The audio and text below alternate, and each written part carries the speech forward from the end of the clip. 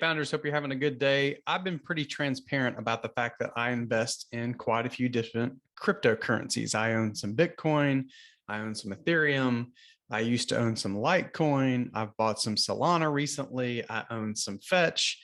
I own quite a few different cryptocurrencies.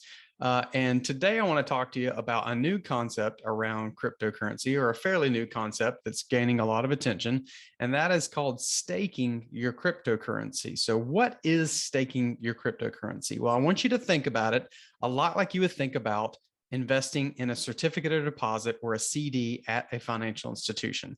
There, you're giving them your money. You're tying up that money for a specific amount of time, whether it's a few months, if it's 6 months, a year, 2 years, 5 years. And the longer you're willing to give that bank that money and tie it up where you can't easily get access to it, where it's not liquid, the larger rate that financial institution is willing to give you. What you're doing when you're staking your crypto is very similar to that. Now, whereas a financial institution takes your cash that you deposit in that certificate with them, and they put it to use in other ways, maybe they are lending it out to someone, or they're turning around and investing it themselves. When you stake your cryptocurrency, the network that you're staking it against, so in this instance, when I stake my Ethereum, I'm staking it against the Ethereum network. The Ethereum network is being upgraded to Ethereum 2, ETH2, and they are putting my Ethereum that I've staked, my money, my Ethereum, my cryptocurrency, I've staked that against the ETH2 network, and they're putting that money, that cryptocurrency, to work in the network. And in a lot of networks, what that means is they're creating what's called a proof of stake or a consensus mechanism. The short version of that is that the crypto asset is used to confirm other transactions. Okay, so it's a little bit different than a certificate, but the base idea is very much the same. You're giving your money to someone. In this instance, it's the form of a cryptocurrency.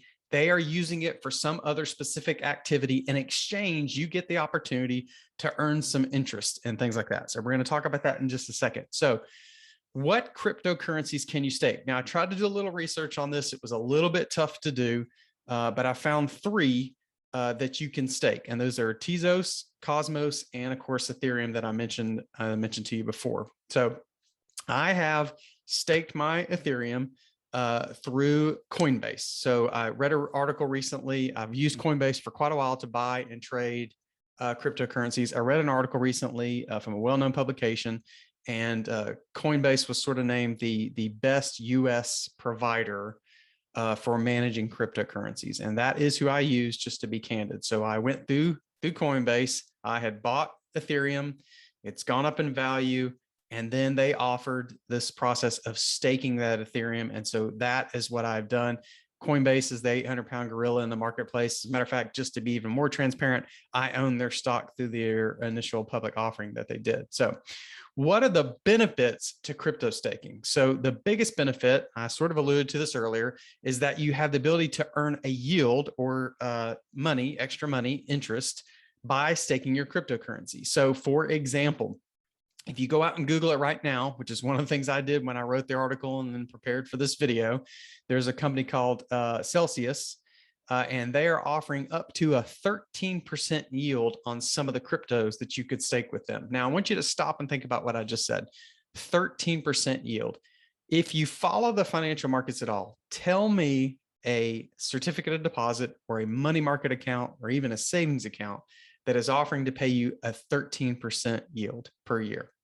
I'm going to give you a second.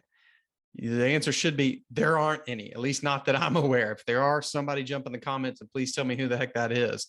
So a 13% yield on staking certain cryptocurrencies. And just like a certificate deposit varies the amount that the bank or the financial institution will pay you, depending on the term that you have set out for them, the cryptocurrency that you're willing to stake will determine the yield that you can get. So for example, back to my example with the Ethereum in Coinbase, I was able to get up to 5%, only 5%. Now I say only because that's still really good. You're not going to get that through most certificates of deposit. You're not going to get that through many other types of standard investments where you're sort of giving someone your cash and they're locking it away.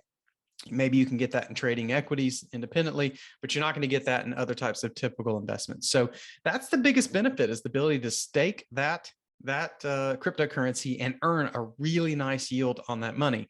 So what's the risks that come with staking cryptocurrency? And I really want you to pay attention to this particular piece, because there are some serious risks that you have to consider.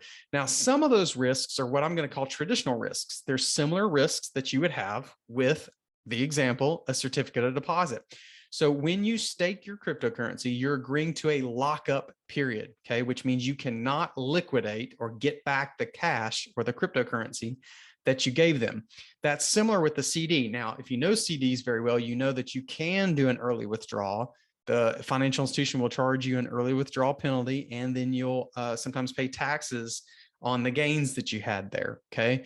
So with cryptocurrency lockups, it's a lockup. It's tied up. You're not going to get to it anytime soon. So there is a lockup period that you need to think about. With cryptos, you also have to think about this idea of volatility. So with a certificate deposit, the underlying principal amount doesn't change unless that financial institution goes out of business, which is not very common. And even then, you're insured. However, with cryptocurrencies, the underlying cryptocurrency, again, in this example, Ethereum, the value can go up and down. So while you're locked up and tied up into this staking, the value of Ethereum is ping-ponging all over the place. And if you get nervous about it dropping too low, you can't really sell it.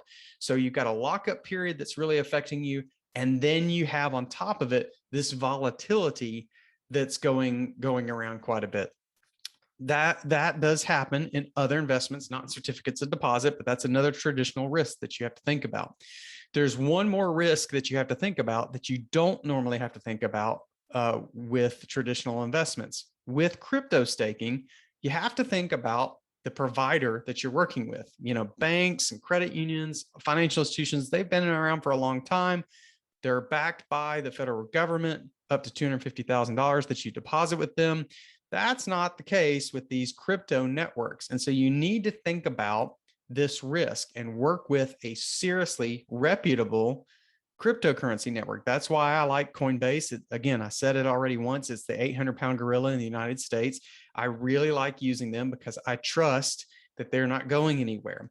This company Celsius, I'm not knocking them. They could be a great company and I should trust them, but I've never heard of them. So I don't know anything about them. So them offering me 13% doesn't mean a whole lot to me. So there are risks with these companies, and this being such a hot topic that it's hard to know enough about these companies to know if you can trust them. You also have to think a little bit about not just loss because those companies go out of business, but also just misrepresentation or even theft. So crypto networks can be hacked. There's plenty of instances of that happening, and then people's money disappearing. So that's not as common with a traditional financial institution. So this is why you're seeing these crypto networks offer really high yields against some of these unknown coins. Just like any investment, when the risk is higher, the yield should be higher. So that's why you're seeing 13. I think I even saw one that might have said 17% yield being offered. So you should think about that before you make that investment. I feel perfectly comfortable getting my 5% through Coinbase with Ethereum, feel really safe about that. So I just want you to think about this. Staking crypto coin has sort of turned cryptos into less being about speculation. And now it's starting to look like, in some opportunities with the right cryptocurrency, a traditional investment that looks a lot like a certificate of deposit. If you feel comfortable locking away your cryptocurrency for an extended period of time to get a really good yield, then this can be a great way to diversify your crypto investing besides just trading individual coins. Anyways, until next time, hope that helps. Hope you find your voice. Have a great day.